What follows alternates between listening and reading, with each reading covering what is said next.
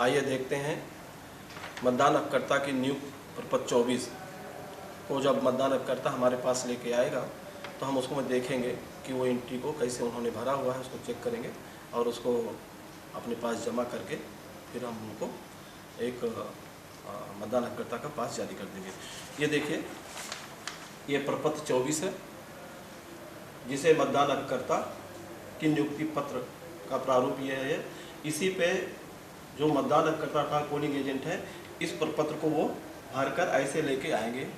मतदान दिवस में मतदान प्रारंभ होने के 20 मिनट पूर्व वो आ जाएंगे और आपको पोलिंग एजेंट बनाना है। जब आपको यह प्रपत्र मिलेगा तो हमारे पीठासीन अधिकारी महोदय इसको एक बार चेक कर लेंगे कि ये जो प्रविष्टियाँ उन्होंने भरा है वो क्या है, सही है। क्योंकि मतदान अभिकर्ता की नियुक्ति कैंडिडेट करता है या उनके निर्वाचन अभिकर्ता करते हैं। तो ये देखिए, यहाँ पर उन्होंने लिखा हुआ है, ये आपको नहीं, वो लिख के देंगे। जो उनके कैंडिडेट होंगे या निर्वाचन अभिकर्ता होंगे वो इस फॉर्म को भरेंगे। हमें आपको सिर्फ ये करना है कि इसको एक बार चेक कर लेंगे और चेक करने के लिए हमें देख लें कि इसमें क्या क्या चीज़ें लोग लिख के लाते हैं। तो वार्ड क्रमांक 1 से 4 तक ये इन्होंने दिखाया हुआ है।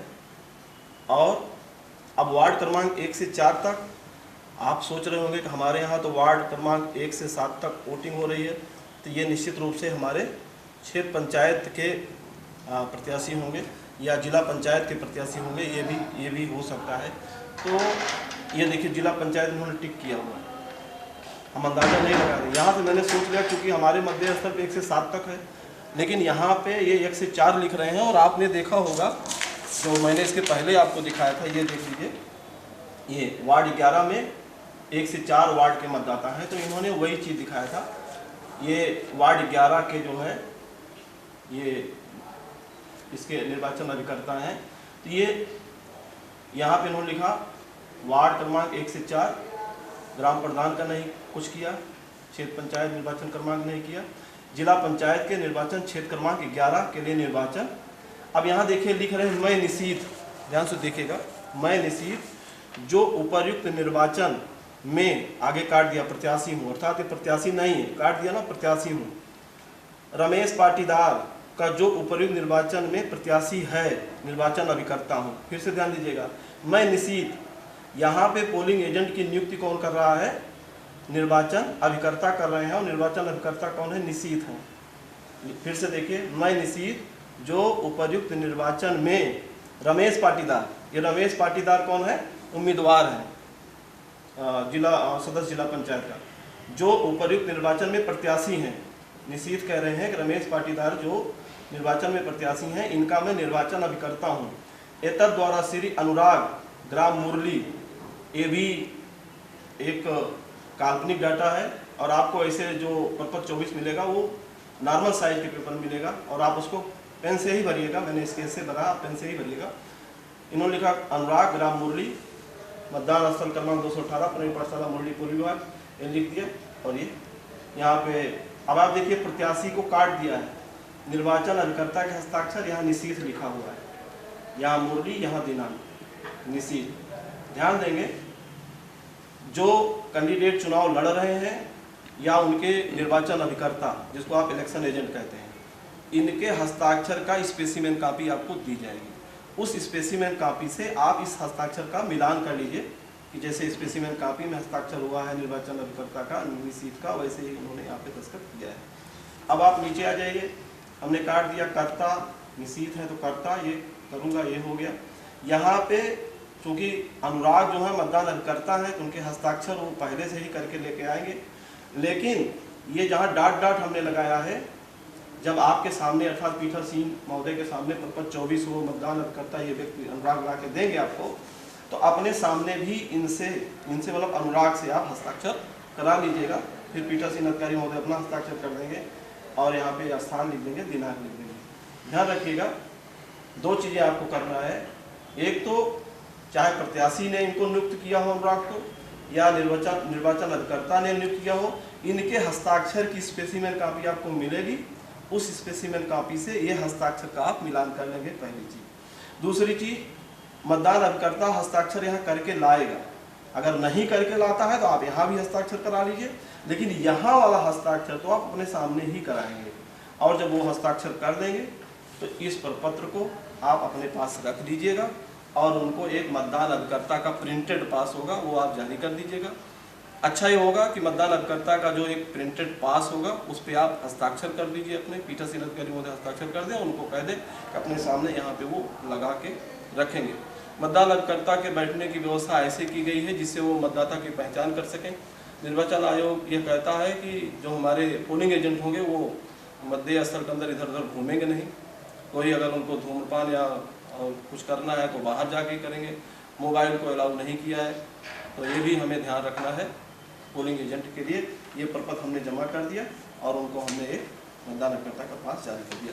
एक चीज़ और जरा हम लोग देख लेंगे, इसमें तो पोलिंग एजेंट की नियुक्ति किसने किया है?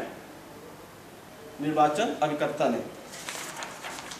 ये देखिए यहाँ पे आप देखिए, इसको फिर से देखिए, वार्ड क्रमांक 104 वही है, सदस्य जिला पंचायत, वार्ड 11। अब यहाँ पे देखिए, आप देख रहे हैं मैं रमेश पाटीदार, मैं रमेश पाटीदार, फिर मैं कहूँगा एक नमूना है, एक काल्पनिक डाटा है ये। मैं रमेश पाटीदार जो उपर्युक्त निर्वाचन में प्रत्याशी हूँ, ये प्रत्याशी हैं, और यहाँ पे जब प्रत्याशी नियुक्त कर रहा है तो निर्वाचन अभिकर्ता का नाम लिखने की जरूरत उनको नहीं है, काट दिया उन्होंने कि मैं रमेश पाटीदार जो उपर्युक्त निर्वाचन में प्रत्याशी हूँ का जो उपर्युक्त निर्वाचन में प्रत्याशी निर्वाचन अभिकर्ता हूँ, ये इन्होंने काट दिया है। एतद द्वारा श्री अनुराग ग्राम मुरली को मतदान स्थल क्रमांक व नाम 218 प्रणय पाठशाला मुरली पूर्व विभाग स्थान पर हाजिर होने के लिए मतदान अभिकर्ता के रूप में नियुक्त करता हूँ। और यहाँ पे हस्ताक्षर आप देखिए रमेश पाटीदार के हैं, निर्वाचन अभिकर्ता का ये देखिए जो लिखा हुआ था इसको उन्होंने काट दिया। कहने का मतलब यहाँ पे जो अनुराग का पोलिंग एजेंट के रूप में नियुक्त किया है वो कैंडिडेट ने स्वयं किया है, उन्होंने अपने हस्ताक्षर किए। अब यहाँ पर भी आप रमेश पाटीदार का हस्ताक्षर आप मिलान कर लेंगे, कहाँ से करेंगे? स्पेसिमन कॉपी से कर लेंगे। अनुराग ने यहाँ दस्तखत किया है तो अनुराग से यहाँ अपने सामने भी एक बार दस्तखत करा लेंगे और फिर यह प्रपत्र जो है आप अपने पास रख लेंगे और उनको एक मतदान अभिकर्ता का पास जारी कर देंगे। तो इसमें आपको सिर्फ ये करना है, ये जो एंट्री कभी कभी होता क्या है, ये जो मैं भरा हुआ प्रपत्र आपको दिखा रहा हूँ इसके पीछे कारण ये भी है कि यहाँ पे किसी का नाम नहीं लिखा, यहाँ पे सिर्फ लिख दिया पोलिंग एजेंट का नाम और मतदेय स्थल लिख दिया और बस। और ये जो दस्तखत किया, चाहे प्रत्याशी ने किया चाहे निर्वाचन अभिकर्ता ने किया, अंग्रेजी में ऐसे दस्तखत किया कि पठनीय नहीं है, तो हमको पता ही नहीं चलता है कि ये जो मिस्टर अनुराग है ये किस कैंडिडेट के जो है पोलिंग एजेंट है। तो इसलिए ये लिखा होना चाहिए कि वो कैंडिडेट कौन है जिसके ये एजेंट हैं। और ये जानकारी कोई भी अधिकारी हमसे आए और अगर पूछे कि आपने कितने एजेंट बनाए हैं तो हम बता दें हमने 5 बनाए हैं। किस कैंडिडेट का आपने एजेंट बनाया है तो हम ये भी बताने की स्थिति में होंगे कि फला फला कैंडिडेट के हमने एजेंट बनाए हैं।